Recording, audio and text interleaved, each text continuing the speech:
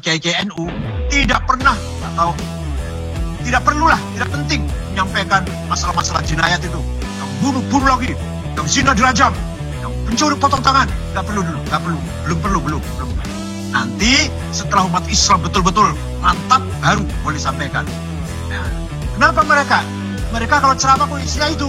Karena terus sekalian yang saya hormati, Allah berfirman dalam Al-Quran, wa kadzalika ja'alnakum ummatan wasata litakunu syuhada'a 'alan nas wa yakuna ar-rasulu 'alaikum syahida. Saya jadikan kamu sekalian, Muhammad dan umatmu, sebagai umat yang modern, umat yang keren, umat yang berprestasi, umat yang bisa dibanggakan, bukan umat pinggiran, bukan umat yang rendah, tapi umat yang mulia. Satu-satunya istilah dalam Al-Quran adalah ummatan wasaton. Mohon maaf, tidak ada di dalam Al-Quran terminologi ummatan Islamiyah. Betul, nonton? Gak ada itu. Begitu pula ummatan Arabiyah. Gak ada itu. Umat Arab, umat Islam. Gak ada. Yang ada ummatan wasaton. Itu ada itu. Kenapa? Litakunu syuhada'al nas, agar kamu sekalian berperan dalam kehidupan di masyarakat ini. Peran apa itu? Syuhudan dinian, peran agama. Syuhudan hadarian thaqafian, peran peradaban kebudayaan. Syuhudan istimaian insanian, peran sosial dan kemanusiaan. Terakhir, syuhudan siasian, peran politik. Nah, di sini yang kita lihat kata kerja ja'ala, ja'alnakum, ja'ala. Itu artinya walaupun fa'ilnya itu Allah, tapi harus diperjuangkan. Beda dengan kholaqo.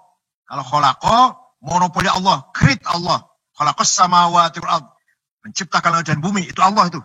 Monopoli Allah. Tapi kalau dia, walladzi ja'alakumul ardu dhalulan, famshu fi manakibiha, wa kulu min rizqih. Bagaimana mengelola bumi?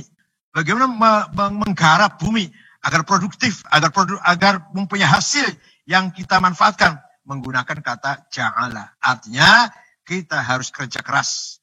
Demikian pula agar kita betul-betul berperan menjadi ummatan wasaton, menggunakan kata ja'ala, itu artinya harus kita perjuangkan. Pertama, syuhudan dinian, peran agama. Di Indonesia ini alhamdulillah peran agama dipegang oleh para ulama, para kiai Nahdlatul Ulama, kiai-kiai pesantren, masyayikh, asatidz, nahdiyin yang megang peran agama, yang masih menjadi rujukan agama, yang masih menjadi marja' din, ulumiddin. Bayangkan kalau sudah misalkan rujukan agama itu bukan para ulama, orang yang hanya keluar pesantren kilat setengah bulan, apa jadi fatwanya nanti? Orang hanya mengandalkan terjemahan, apa jadinya itu akibatnya itu? Alhamdulillah sampai sekarang kita masih menjadi marji', menjadi rujukan, menjadi literasi dari para masyarakat ketika mengatasi atau menjawab masalah-masalah agama. Ini sangat penting, harus kita pelihara, harus kita jaga, jangan sampai lepas. Inilah kekayaan kita. Kita punya kekayaan kapital sosial, social capital, tarawat ijtimaiyah. Kekayaan sosial masyarakat Islam masih bergantungan, masih bersandar pada ulama, pada kiai, terutama kiai-kiai pesantren dalam hal masalah agama. Sangat-sangat danger, very danger, sangat-sangat khawatir kalau ini lepas dari tangan kita. Ulama itu harus paham betul-betul tafaqquh fid din wa ta'ammuq fih. Memahami ayat-ayat Al-Quran. Berapa macam ayat Quran? Ada mutlaqah, ada muqayyadah, ada muhkamah, ada mutasyabihah, ada ammah, ada khassah, ada nasikhah, ada mansukhah. Ini diantara harus paham itu. Belum dari sisi yang lain, dari sisi dilalatul ma'ani mawon. Nanti harus paham hadis, ada mutawatir, ada masyhur, ada aziz, ada ahad. Dilihat dari konten, dilihat dari sanad riwayat, ada sahih, ada hasan, ada dhaifnya macam-macam. Kalau tidak paham ini, jangan merasa dirinya ulama. Jangan sampai orang yang mengaku ulama sama sekali tidak paham hal ini. Begitu pula fikih, usul fiqh, ijma', qiyas dan seterusnya. Begitu pula ilmu mantik, jenis, fasal, nau, khosa, had, rasam. Demikian pula ilmu balaghah, ma'ani, bayan, badi', ilmu nahwu, ilmu sharaf, ilmu kalam, ilmu apa lagi? Syukur-syukur, tarikhul Islam, sejarah Islam. Kalau ini sudah dikuasai, layaklah orang itu mendapat predikat ulama. Bisa berperan dalam masalah agama. Kalau tidak, maka hancurlah, rusaklah mafahim diniyah di tengah-tengah masyarakat kita ini. Misalkan contoh, ada orang berceramah, ada orang dakwah atau khotib dalam Jumat, yang disajikan hanya hudud, yang disampaikan hanya masalah-masalah jinayah. So, pembunuh harus dibunuh lagi, pencuri harus potong tangan, yang zina harus dirajam, minum arak 40, disambung 40. Nah, ini jangan dikira para kiai gak ngerti. Para kiai pesan ngerti. Saya juga tahu kok. Di Fathul Mu'in ada, di Fathul Qorib juga ada. Tapi mengapa tidak kita sampaikan? Tidak selalu kita sampaikan. Tidak selalu kita dakwahkan hal itu. Tidak selalu kita sampaikan pada publik. Kenapa? Karena kita mendahulukan husnul muasyarah. Kita memprioritaskan husnul muamalah, yaitu al-akhlaqul karimah. Sehingga ceramah kita, ceramahnya kiai-kiai NU, tidak pernah atau tidak perlulah, tidak penting menyampaikan masalah-masalah jinayat itu. Yang bunuh lagi, yang zina dirajam, yang pencuri potong tangan. Gak perlu dulu, gak perlu. Belum itu. Nanti setelah umat Islam betul-betul mantap, baru boleh sampaikan. Nah, kenapa mereka? Mereka kalau ceramah isinya itu, karena mereka menyampingkan akhlakul karimah. Menyampingkan, menyepelekan husnul muasyarah, husnul muamalah.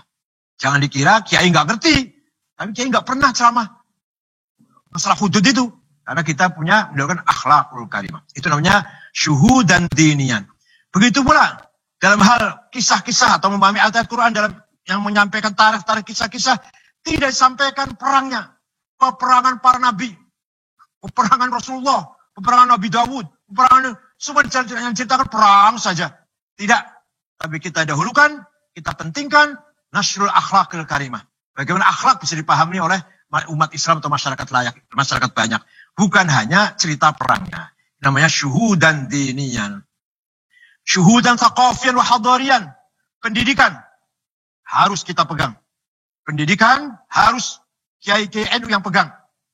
Kalau tidak, maka nanti yang pintar hanya otaknya, tapi hatinya kosong. Coba kita lihat. Nabiullah Adam, jad kita, kakek kita, Nabiullah Adam, diciptakan oleh Allah, kemudian diberi ilmu, intrak sudah pintar. Wa'allama Adamal asma'a kullaha, intrak, cerdas, pintar. Tapi ilmu saja, intelektual saja, belum bisa menjadikan orang itu lurus atau benar. Ternyata Nabi Adam, Jaddina Adam, tergoda oleh hawa nafsu, makan buah yang dilarang oleh Allah. Coba. Kemudian bertobat ratusan ribu tahun. Kemudian akhirnya menerima hidayah dari Allah. Fatalaqqa Adam min rabbih kalimat. Nabi Adam menerima kalimatullah, hidayah, petunjuk nur dari Allah. Di situ baru Nabi Adam taubatnya diterima. Itu artinya apa? Artinya intelektual saja, cerdas saja, akal saja belum cukup. Belum bisa menjadi andalan. Orang itu selamat, orang itu baik, tapi harus ada backup hidayah, backup qalb, mauqiful qulub, mauqif hati kita semuanya, yaitu yang namanya akhlakul karimah atau kekayaan mental, kekayaan moral yang harus kita banggakan di samping ilmu pengetahuan. Nah, ini adanya di pesantren. Adanya di pesantren. Maka di pesantren diajarkan akhlak di samping ilmu pengetahuan. Bukan hanya ilmu, tapi akhlak. Dan diberi qudwah oleh kiainya, oleh pemangkunya. Diberi contoh yang konkret dari kiainya. 24 jam kiainya memberi contoh kepada santrinya. Ini luar biasa.